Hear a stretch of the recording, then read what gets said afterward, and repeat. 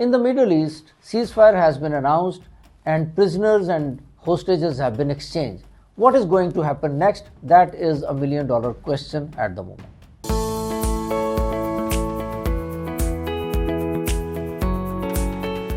हम ये देखते हैं कि ये जो पीस डील है इसको इम्प्लीमेंट करने के लिए कौन से इंपॉर्टेंट स्टेप्स हैं जो लिए जा रहे हैं या जो इन नियर फ्यूचर लिए जाएंगे।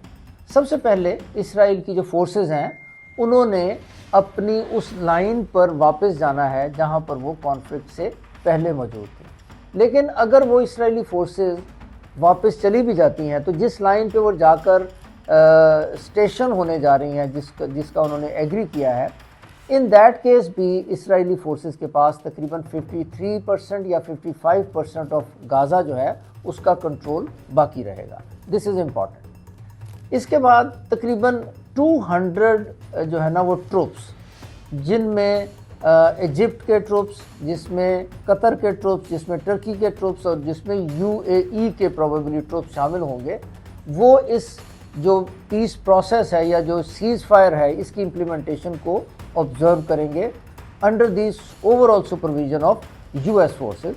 लेकिन इसमें इम्पॉर्टेंट बात यह है कि US ने ये अनाउंस किया है कि कोई भी US सोल्जर जो है वो गाज़ा में स्टेशन नहीं होगा, they will remain on the Israeli territory. इसके बाद गाज़ा का जो कंट्रोल है वो एक ट्रांजिशनल कमेटी जिसमें पैलेस्टीनियन टेक्नोक्रेट्स होंगे उनके हवाले किया जाए। और ये जो टेक्नोक्रेट्स हैं या ये जो कमेटी होगी that will work under the overall supervision of a peace board जिसको Donald Trump himself will be heading. इसमें एक इम्पॉर्टेंट बात यह है कि Hamas has agreed that they will have no role in the governance of Gaza in future. Ultimately Gaza का control जो है वो फिर पैलेस्टीनियन अथॉरिटी के हवाले कर दिया जाएगा आफ्टर द रिफॉर्म। ये जो पैलेस्टीनियन अथॉरिटी है ये वही होगी जो कि इस वक्त वेस्ट बैंक के इंतजाम जो है वो चला रही है।